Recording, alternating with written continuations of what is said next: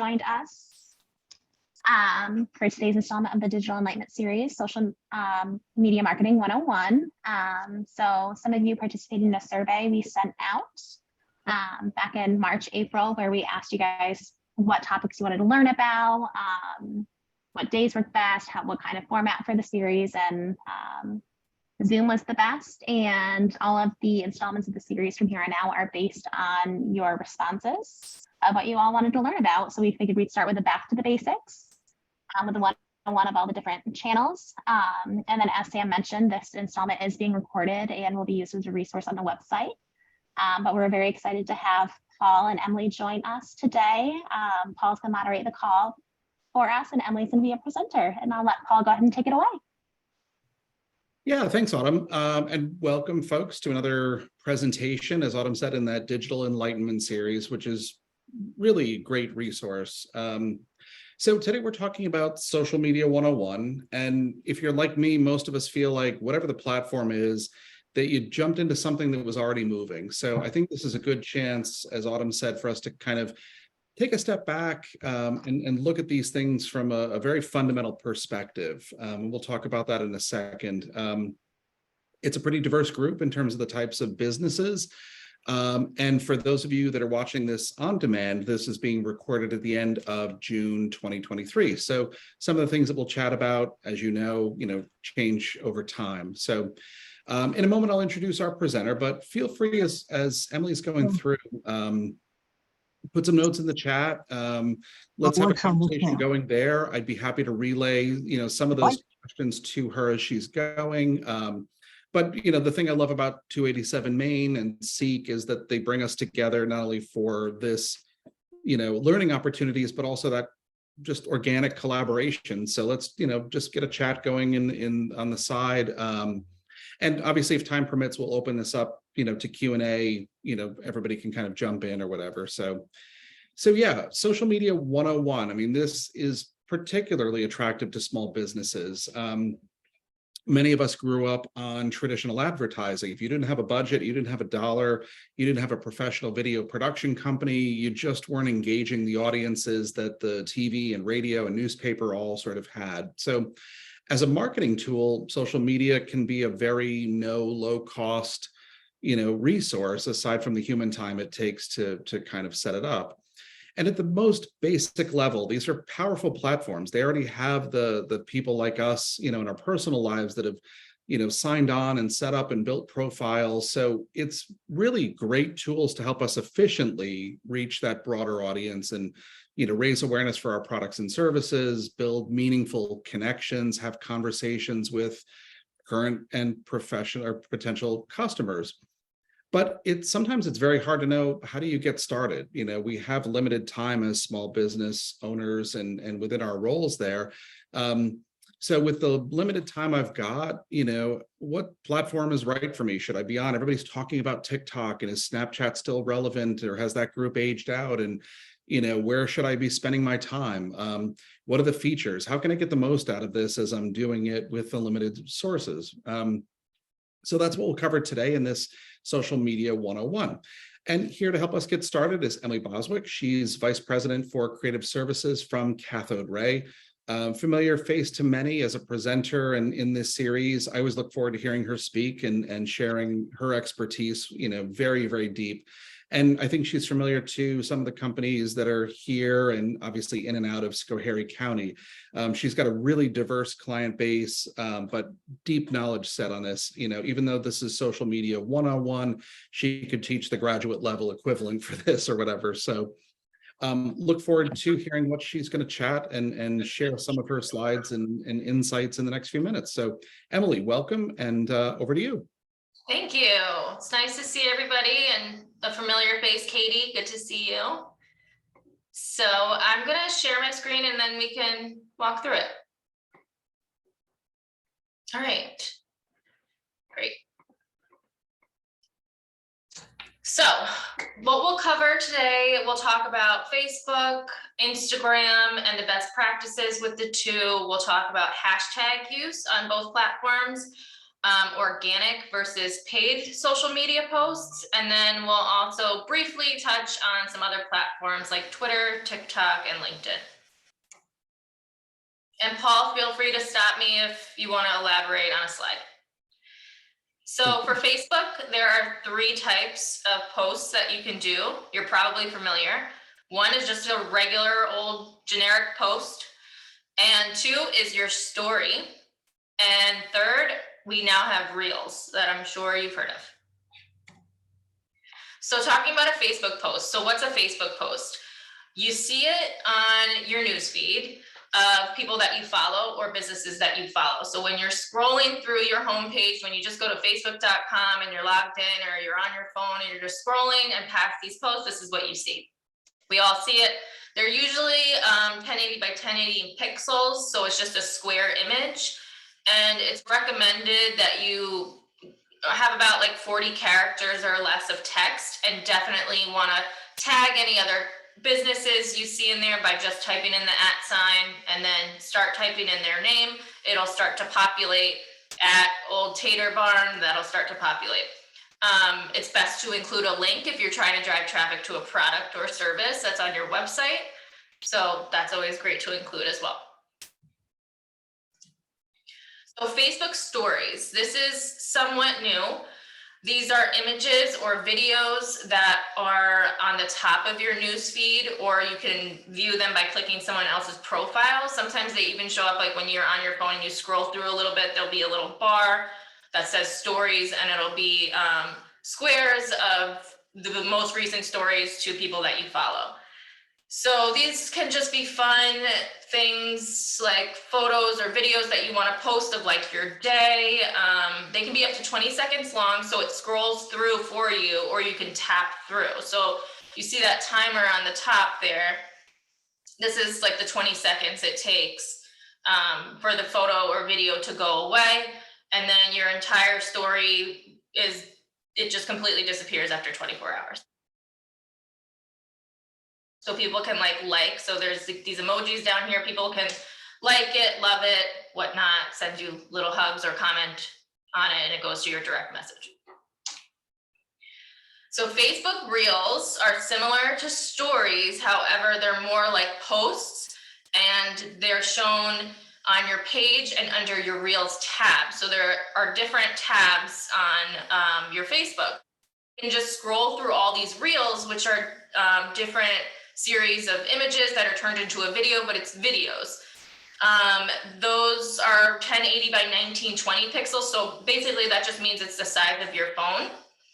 You can create a reel of up to 90 seconds, and then you can also add a caption. So it's really a mixture between like posts and stories, except it doesn't go away. So it's a video, but you can also have a caption.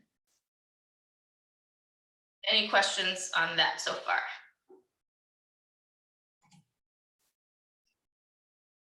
So some best practices for Facebook. You want to keep your posts 40 characters or less. Emily, 1 second, and looked like Kate had a question. She was muted. Can you go back a page? Yep. Now I lost my train of thought. Oh, it says create directly in app, so you can create it directly in the Facebook app? Yes, so Facebook allows you to create Reels by like uploading a series of photos or uploading a series of videos. And then you could overlay text on top of it, drop little icons. Like here we have the pin icon, and then we put the text next to it where it's located. So it's best to create a reel in the app versus using an outside tool like Canva or CapCut you might have heard of, because the app's algorithm obviously favors itself and it wants you to use the app and spend time in the app. So the more you create in the app, then the more favor they'll give to your post. And it can be a little tricky. And where do you see the Reels tab? Let me check.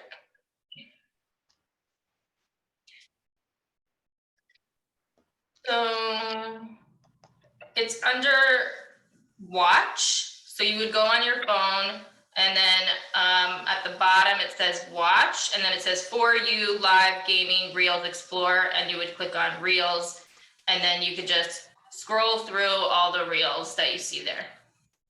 Okay. So under watch. Yeah, under watch. Okay, thank you. All right, so it's best to post like once a day. If you can't do that, I would definitely focus on the quality of your posts and the consistency over the quantity, because sometimes posting once a day is just a lot, especially if you're creating a reel. It's really tedious if you're not like 100% familiar with the platform and with doing this, like it can be tedious. So definitely focus on the quality of your reels and your posts rather than just trying to throw out random content. Like for instance, I wouldn't recommend posting a graphic with text on it and then nothing in the captions because you were lazy and you quickly did a design in Canva or something like that. I would put some thought behind it and definitely make sure you're including captions. For Facebook, if you're going to use hashtags, which I wouldn't even recommend using hashtags at all because I do feel like they're irrelevant on Facebook. But if you were going to, just to test it out, see if it helps, 2 to 3 max. Again, using links to direct traffic back to your website directly because Facebook allows you to do that. So why not? If you're talking about a specific product or service, you definitely want to reference it and drive people to your website. Then, of course, tagging other pages to increase engagement so they'll see it, they might share it. It's just a nice thing to do. So if we're talking about, you know, a local restaurant in Schoharie County, then we definitely want to tag them if their food is in our photo. Then there's the Meta Business Suite, which if you have not figured that monster out already, you might want to. You just go to business.facebook.com. and it should pull in all of your page information and insights, or you can just go to your Facebook page and click switch. Now they change it constantly, so it's all about clicking around and trying to figure it out. But now you can switch to manage your page as the page owner rather than just as you, and then go into your insights, and you can check when the best times and days are to post and when your followers are active. All right, moving on to Instagram. So Instagram has the same thing. They have posts, they have stories, and they have reels. So for Instagram post, the same thing. It's a square. It's a 1080 by 1080 pixels. So if you really wanted to size it, usually Instagram and Facebook will auto size it for you. You can usually drag it up and down to scale it differently on your phone. But if you really wanted to size it correctly, you could use something like Canva. It's free, it's easy to use, it's a designer tool, and you could create an Instagram post template and then drop your photo into it to create 1080 by 1080. So something to note with Instagram, with captions, just like Facebook, where I was saying 40 characters or less, you cannot actually post a link in your caption. The only link that you can post on Instagram is in your bio. So a lot of people in their captions write like, look at this really cool sweater that this business created. Click the link in my bio to purchase it now, or something along those lines. So where you'll see posts is right when you open the app, in your feed, on your profile, in the people that you follow, the hashtags that you follow. Instagram stories. So again, these are, I see someone. Emily, you can Yeah. go back a second. One question. When Yeah. it says, see the link in my bio, can you show or tell us how you see that? It would be right underneath where it says liked by Higher Grounds, Wyndham NY, and 4 others. The caption that you post is right underneath that.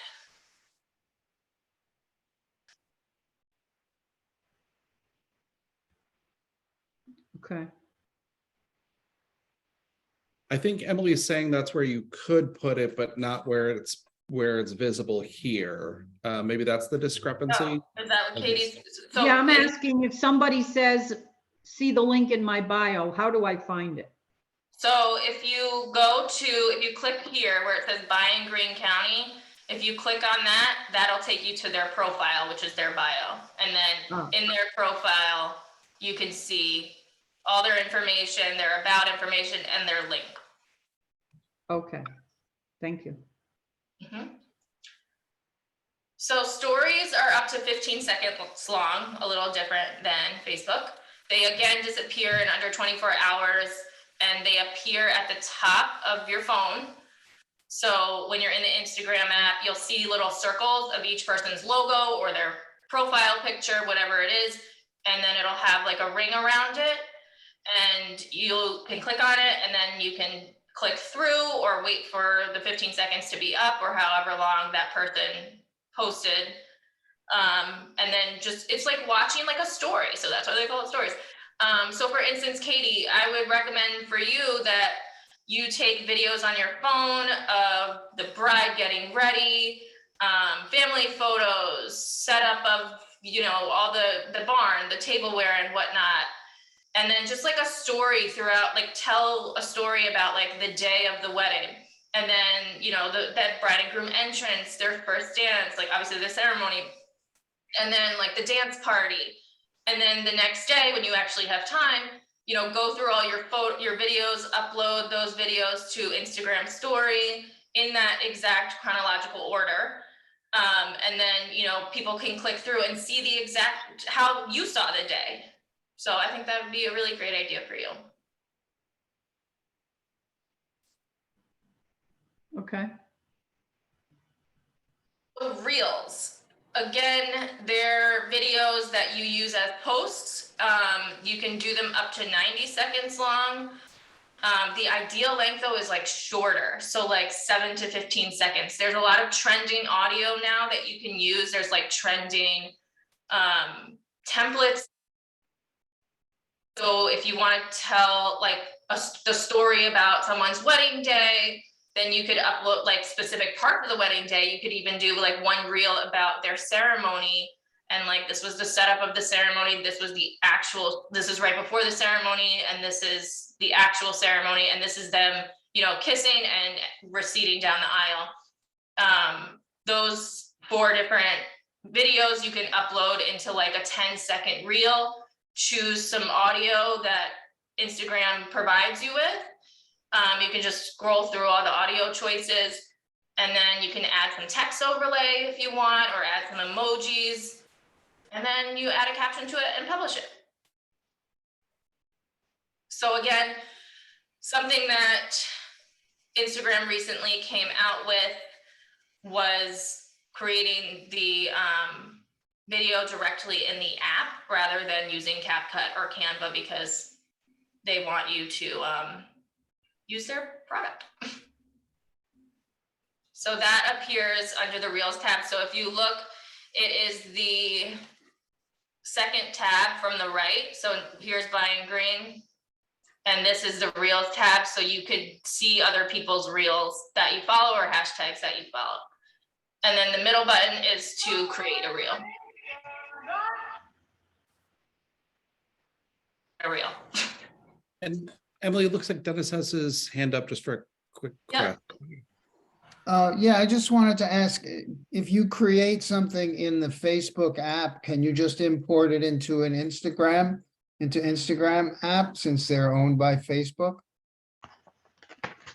You can download it, but it would probably remove the sound for licensing reasons. And I do not think that it would favor in Instagram. I don't think it would favor your video, even though they are owned by it, because you're not actually editing in the tool. You're literally just like uploading one video and that's it. You're not doing anything special to it. So you have to create the same thing again. You have to do it Yeah. over and over again. Okay, thank you. Yeah. you can't take it from Instagram and go backwards to Facebook? You can download it, like I said, and it'll remove the audio for licensing reasons. And then you could upload it again to Facebook. I mean, it's really not that big of a difference that you see from it not favoring whatnot. So for time saving, sure. And if you're going to create reels, I recommend trying it first in Instagram and favoring Instagram, because more people are on Instagram with reels than Facebook.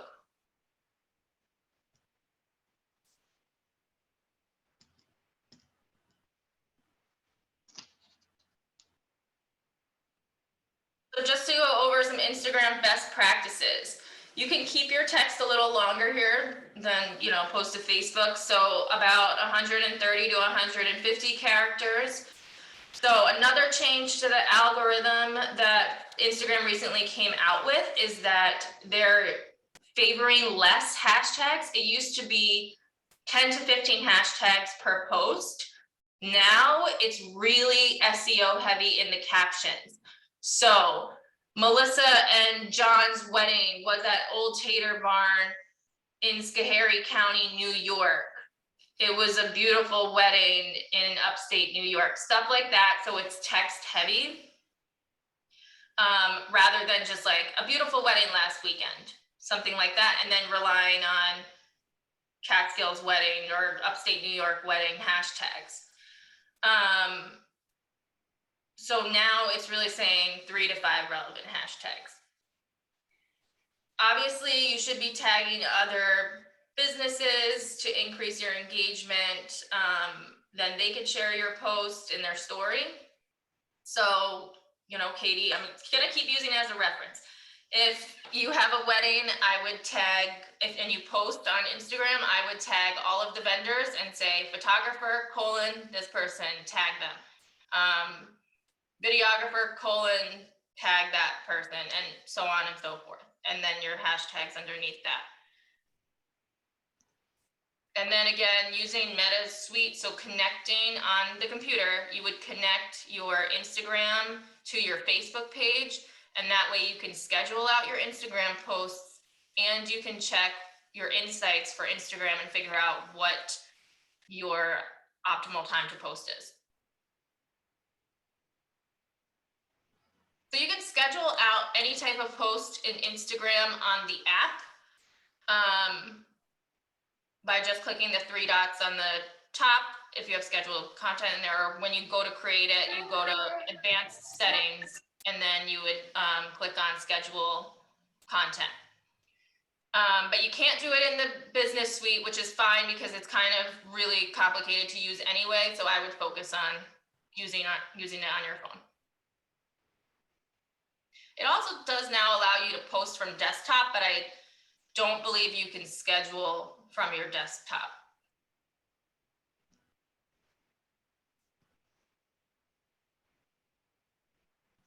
Okay, so hashtags. So they help you build your brand identity. So if someone follows a hashtag on Instagram, so say they follow Catskill Real Estate, and Lisa from 4-Star Realty tagged that hashtag in her most recent post, someone following that hashtag could see her post that doesn't follow her and may follow her from that hashtag. So hashtags are still relevant. They're just not as relevant on Instagram as they used to be, but you should definitely still be using them to grow your engagement.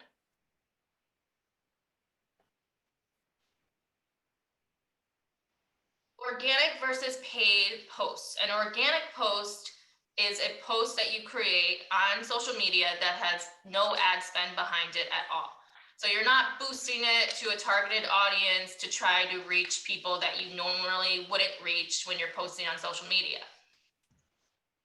Paid posts are shown to people who aren't already following you, and it allows you to target your ads based on demographics, locations, their interests. So on Facebook, you can target people who have been newly engaged. They're interested in wedding dresses. They're interested in wedding venues. And then you can also target them that they're interested in like upstate New York or the Hudson Valley and whatnot.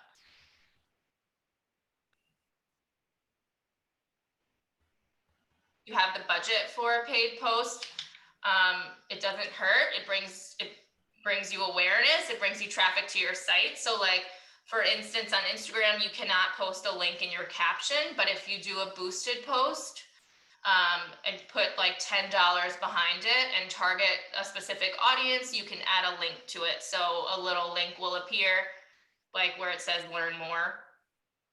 There'll be on Instagram, there'll be like a bar right here that says learn more, and it can take you to the website. Oh,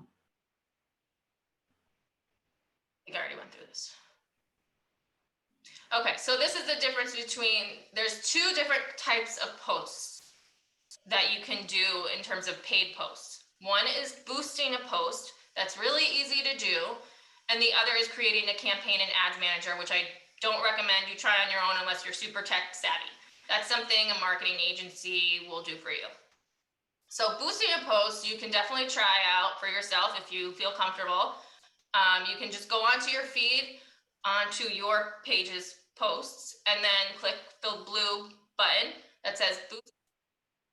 Do all this information about like who you want to target, how long you want to run the campaign, what your budget would be. I would recommend like a quick campaign, like $15, $20 for 5 days, targeting, you know, a preferred audience, and then see how it performs. But it's pretty simple when you boost a post.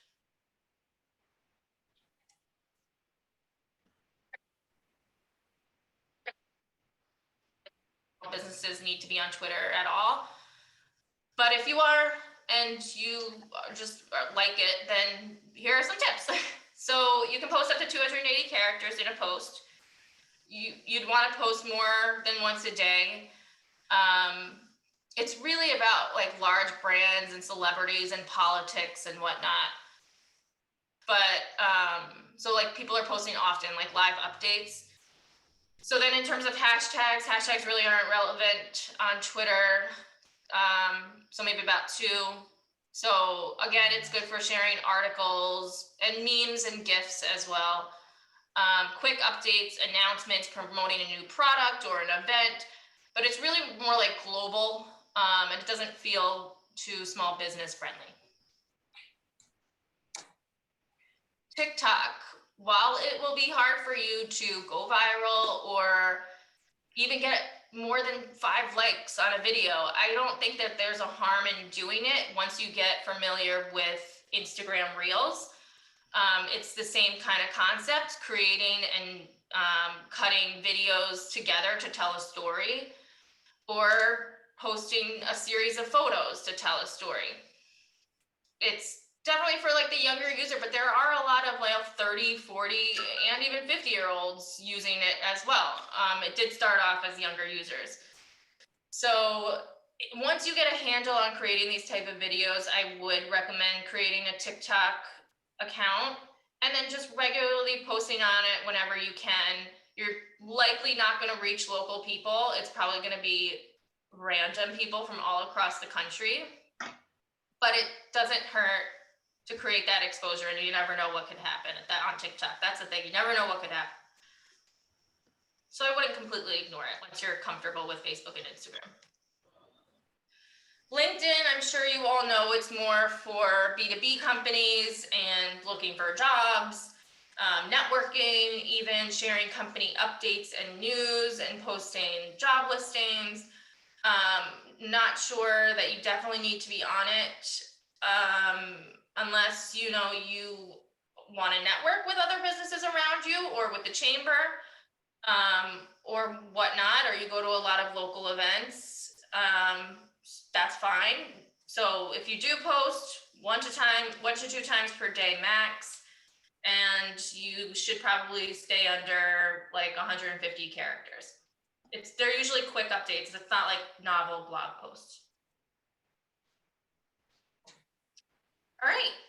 And then Question. Emily, I think Dennis might have another question. Yeah. Just wondering, would you consider LinkedIn as more like a word of mouth kind of situation where you're hoping people will share your information with other people rather than just, liking an ad or, whatever video. I'm not really sure I follow the question. Well, LinkedIn is so much about, seems like, it's a little bit more like word of mouth rather than, a major, ad campaign, but maybe that's not true. Maybe that doesn't make sense. Okay, it's all right. Don't It's a social move on. platform. Okay.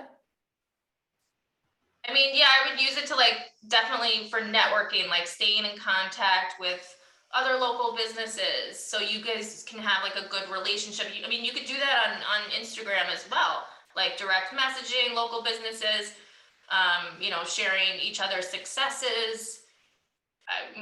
Definitely keeping all social media you can do that with, keeping a relationship with each other. Yeah, I'm thinking also sort of in terms of, let's call it customers, right? Yeah. So if you have a bunch of customers that are on LinkedIn, they have friends and they like what you do, and they tell their friends they like what you do. It's a little bit more like that, I think. Yeah, if you find that your customer base is on LinkedIn, then for sure get on LinkedIn. Yeah, right. All right, I have a question. Mhm. I'll get a message, you have new followers. Yep. What should we do with them?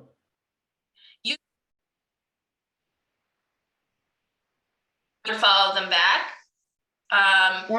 You cut out for a minute, Emily. If they're like for you, if they're like a vendor in the industry, I would follow them back. Check out their profile, see who they are. You might want to connect with them. So if they are a vendor and you're scrolling through their profile after they added you, then you really like their work, then I would reach out to them and say, thanks for the follow. I really love your work. And you could connect that way and you could find out who you know in common. And I think it's really good to go back and DM people that you really like and you could see doing business with. So what if they're not vendors, but they're, just users? If they're just users, I wouldn't necessarily follow them back. I'm pretty sure there's a limit on people that you can follow, and I think it's 2,500, unless that's changed recently. It's constantly changing. I mean, do you really want to see that person? Like, if it's a potential, No. right? You don't want to scroll through your feed and see their cat, So no, I wouldn't follow them. For you, Katie, I would only follow people in the industry and Okay. people, that are close to you, or you can follow past brides if you have a really good connection with them, past couples, and like their photos. Why not? Because if you had a really good relationship with them and you follow them and you're always liking their photos or you're commenting, oh my God, you guys went on a really beautiful honeymoon. It looked amazing. We were so happy to have you here at Old Tater Barn. They might be, willing to recommend you because you're still following their journey. So they'll recommend you to friends, maybe. Got it.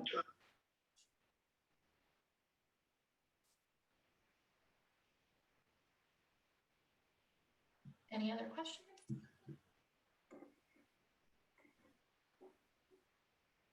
Yeah, thanks, Emily.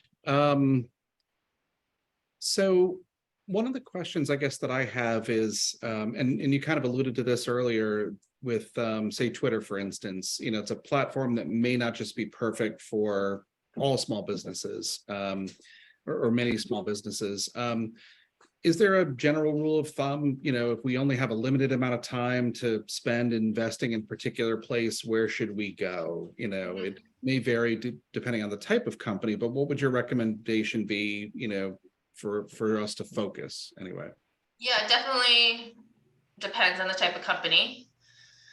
For Katie, since she's a wedding venue, I would recommend that she focus her energy on Instagram and then Facebook.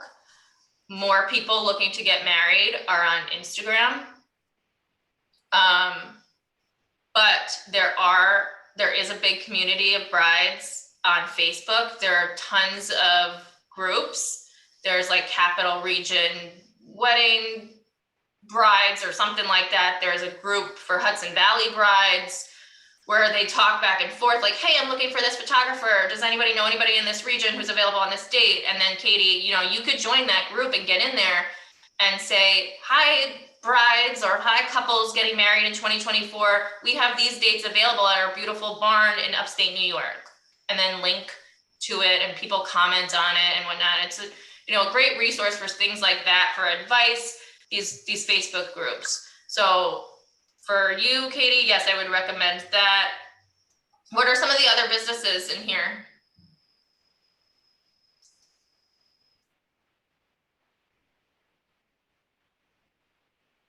Well, I'll go. No one's gonna. I'm working with a Zen monastery that just renovated a retreat space. So, you know what I did a couple of months ago? You know, I'm looking, let's say, for meditation teachers, right? So I Google meditation teachers in New York City, get all these people. I look through them. Is this a person who does retreats other places, not just somebody doing things in their living room? And then I would send them the little outreach blurb, right? And so I did that in New York, Albany, Oneonta, you know, we're sort of in the Catskills over by Livingston Manor. And I got 70, I put out 70 emails and I got 20 responses back, which I thought was pretty good, but Yeah. I feel kind of played out on that. And I had great conversations, but none of those people actually ended up booking. You know, we've done pretty well filling the schedule, but it's mostly word of mouth through people who have been at the facility already and know what it is, and you know, friends of people who live there and those kinds of things. That's why I was asking about LinkedIn. Maybe it's only because LinkedIn is probably aside from Reddit, the only one that I really have been familiar with in the past. So I kind of have a feeling how it works. But so I'm thinking that, you know, if I can find a group of meditation teachers, you know, they have their friends, and then let them know that this facility is available to bring retreats to, they may be likely to say to their teacher colleague, you know, oh, you want to do a retreat? This place looks really beautiful. And then they would reach out to me. Well, I would definitely focus on LinkedIn for you and finding groups or people that, or posting a job post on LinkedIn. Finding people who are meditation coaches or teachers. So that's definitely an option. I would also try Facebook groups, just in the search bar on Facebook, typing in a keyword that you think would populate a group that you're looking for, joining that group. Instagram, definitely, using relevant hashtags and SEO keyword. If anybody doesn't know what SEO is, it's search engine optimization. So it's what you're trying to rank for in Google, and social media algorithms have the same type of search where they can see like relevant keywords and then populate your post. So I would do that, and building a network in Instagram. And then you can also create posts with like a text overlay in Instagram with a caption that's like saying, hey, we're looking for meditation teachers for this date or whatever, for our venue. And then you could also utilize stories as well. And there's things like polls or ask a question. So you can take polls on Instagram stories just by like clicking with their little applications that they have. I don't know, just utilizing, it's hard to explain unless you're like playing around with the app. Right. Let's see if there's anything I can recommend for you. So, you know, you can post like links in your Instagram story. You can take a quiz, you can post a quiz and have people, you know, play around, like it's interactive with your story. So you can like click on certain things. I would just play around with it. especially stories. I mean, those actually end up reaching a lot more people than your posts do, surprisingly. You can put hashtags on your stories as well in the text. So yeah, I would definitely say the Facebook groups, Instagram, and LinkedIn. Okay, well, thank you very much. That's and one other quick question. Will, let's say Facebook allow me to create an account for the facility as opposed to an individual? Or is that a different category? Yes, absolutely. And then just create the account using like your Gmail or whatever business email you have. And then you can turn it into a professional account in the settings. So you'll just change it to a professional dashboard rather than a personal. At no extra cost? No extra cost, no. Right. Okay, very good. Thank you very much. Yep. Yeah, thanks. Any other questions? Anything else keeping you folks up at night? We can help with? I mean, I know reels keep me up at night because they're such a pain to create, and you know, it's taken me 2 to 3 hours to create a reel when it first like started because it was just not user friendly. They've gotten a lot better. It's really a learning curve, so I would just recommend playing around with it, taking the last few videos in your camera roll, maybe like 3 of them, try cutting them, try text overlay, try adding some audio and see how it goes. Great, thanks. Well, Emily, thank you so much for sharing these insights with us. Sam, Autumn, do you guys have any parting gifts or remarks, upcoming events, other things in the So thank you again, Emily and Paul.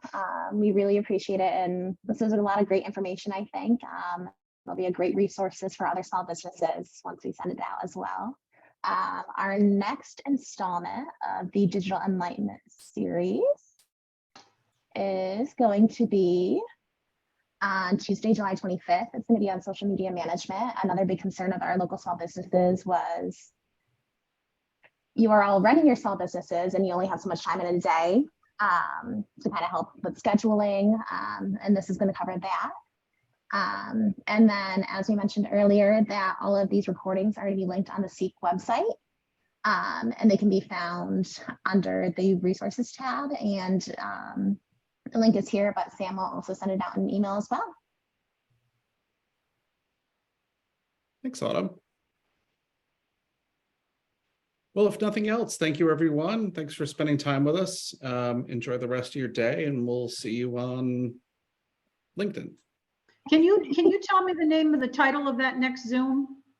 Yes, it is social media management, and it's going to be on Tuesday, July 25th, and same time, 4:30 to 5:30. Yep. I will include a Great. direct link for that session as well in the email, and then you'll be able to Right. find the rest for the year on that webpage, as I mentioned. Oh, Great. Thank you very Thank you. much. This is Yeah. very helpful. Awesome. Have a nice evening. Thanks, Thank everyone. you. Good to Thank see you all. so much, everyone. Bye.